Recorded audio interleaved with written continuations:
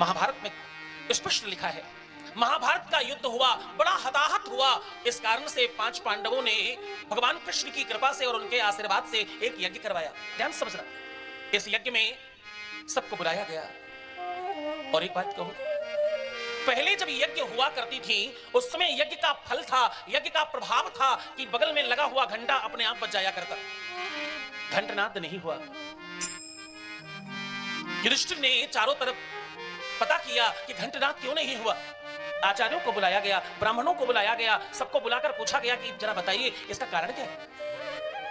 तो ऋषियों ने, महंतों ने शोध कर बताया कि आपके ग्राम में कोई साधु बाबा रहते हैं, उन्होंने आपके घर आकर भोजन नहीं किया, इसलिए शंखनाद नहीं हुआ, घंटनाद नहीं हुआ और आपका यज्ञ पूर्ण नहीं हुआ।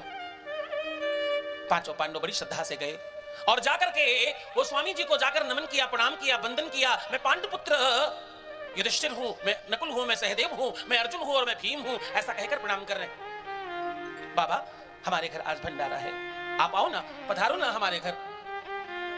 बाबा ने कहा क्या कहा तुमने, तुम कौन हो, क्या नाम है तुम्हारा। बोले मेरा नाम युधिष्ठिर है बाबा।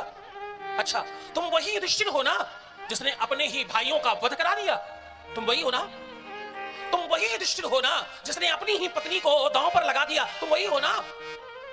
ऐसे पापी के घर तो मैं भोजन करने नहीं जा सकता, आप वापस जाइए, मैं आपके यहां भोजन नहीं करूंगा। 5 पांडवों ने बहुत प्रयास किया, बाबा ने एक बार भी नहीं सुना। पांडव वापस आ गए और वापस आकर के बिल्कुल निराश और उदास और हताश बैठे हैं। इनकी धर्मपत्नी पांचाली बोली, द्रौपदी ने कहा हुआ क्या, मुझे बताओ, हो सकता है मैं कुछ मदद कर सकूं। पांडवों ने कहा तुम्हारे बस की बात नहीं, तुम न कर सकोगे इसे। हाँ भैया थोड़ा इको बढ़ाइएगा, माइक वाले भैया थोड़ा यहां देखते रहना, हाँ कथा तुम भी सुनते रहो, तुम्हारा भी हो सकता कल्याण हो जाए इस बार। तो मैं आपसे निवेदन कर रहा था,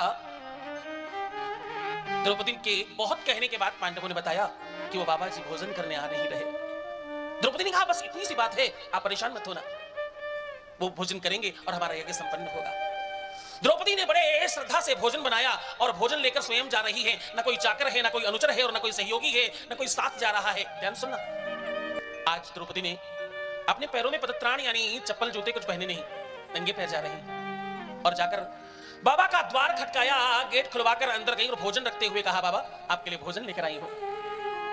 मैं पंचाली हूं, मैं द्रौपदी हूं और मैं महाराज द्रुपद की, मैं पांडु की बहुरानी हूं, मैं आपके श्री चरणों में नमन करती हूं और बाबा भोजन करें। बाबा ने कहा आपके स्वामियों ने बताया नहीं कि मैंने भोजन करने से मना किया है और आप वापस चली जाए। द्रौपदी ने कहा बाबा कोई रास्ता बताओ, कोई उपचार बताओ, संतों का तो काम है कृपा करना, कोई अपराध हुए होंगे, आप कोई रास्ता बताओ, कोई समाधान बताओ, आप भोजन कैसे करेंगे, हमारा यज्ञ पूर्ण हो जाए। बाबा ने कहा देखो एक तरीका है, मैं भोजन तब करूंगा जब मुझे 1 करोड़ अश्वमेघ यज्ञ का फल कोई दान में दे दे, अगर तुम दान में दोगी तो मैं कर लूंगा।